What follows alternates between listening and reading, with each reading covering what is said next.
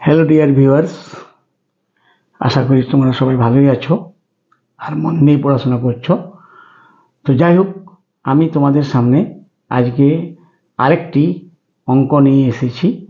মানে আমার লিস্ট অনুযায়ী 3 নম্বরের অঙ্ক।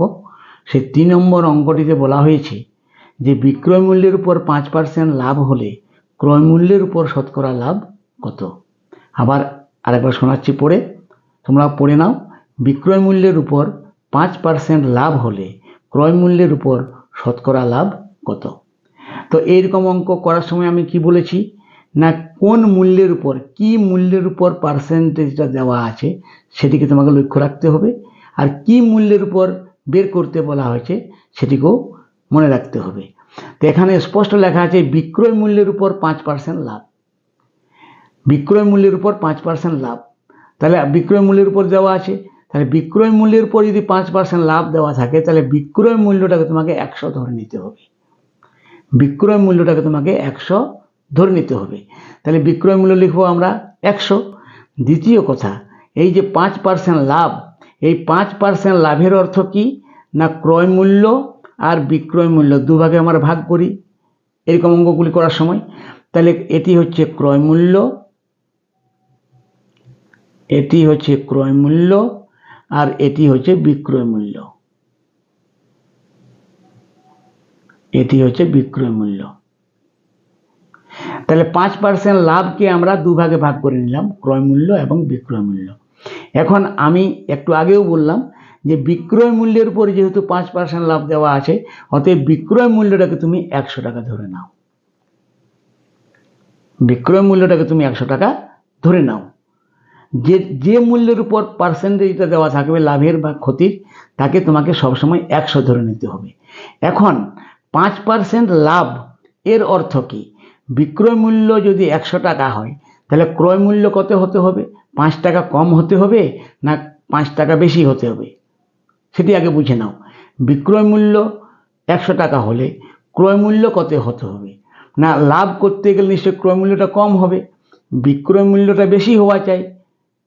লাভ করতে গেলে বিক্রয় মূল্যটা বেশি হওয়া চাই, তাহলে ক্রয় মূল্যটা নিশ্চয়ই 5 টাকা এর থেকে কি হবে, কম হবে। আরেকবার বলছি, 5% লাভ, 5% লাভ মানে কি, বিক্রয় মূল্য থেকে ক্রয় মূল্যটা 5 টাকা কম হবে। কারণ ক্রয় মূল্য যদি কম হয়, বিক্রয় মূল্য যদি বেশি হয়, তাহলেই কিন্তু লাভ হবে, তাছাড়া লাভ হবে না।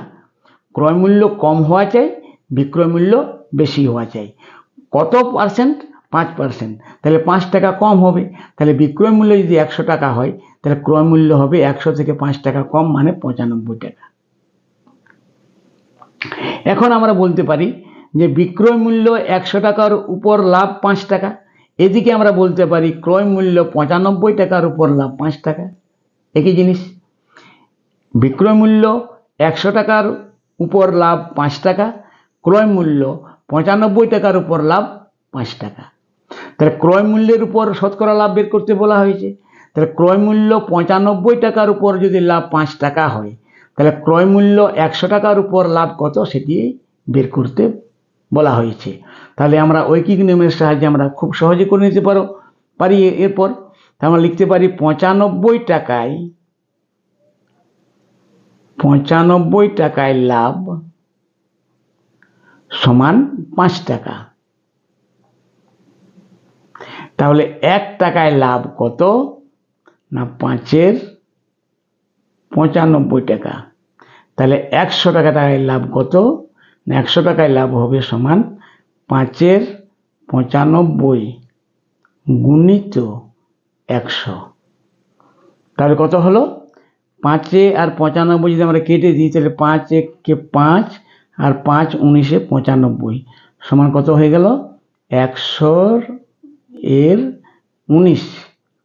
তো 100-এর 19 যদি হয় তাহলে 100-কে যদি আমরা 19 দ্বারা ভাগ করি, দেখো আমি ভাগ করে দেখিয়ে দিচ্ছি। তাহলে 5 খাবে, 5 9 45 আর 5 হাতে থেকে 4, 5-কে 5 4 9, 95, 5-এর 10, তাহলে কত হয়ে গেল না, 5 পূর্ণ 5-এর 19, 5 পূর্ণ 5-এর 19 টাকা। অর্থাৎ ক্রয় মূল্য 95 টাকার উপর লাভ যদি 5 টাকা হয়, তাহলে ক্রয় মূল্য 1 টাকার উপর লাভ 5-এর 95 টাকা, আর ক্রয় মূল্য শতকরা ক্রয় মূল্যের উপর শতকরা লাভ চেয়েছে, তাহলে 100 টাকার উপর লাভ হয় 5 পূর্ণ 5-এর 19 টাকা। এটি হচ্ছে অ্যান্সার।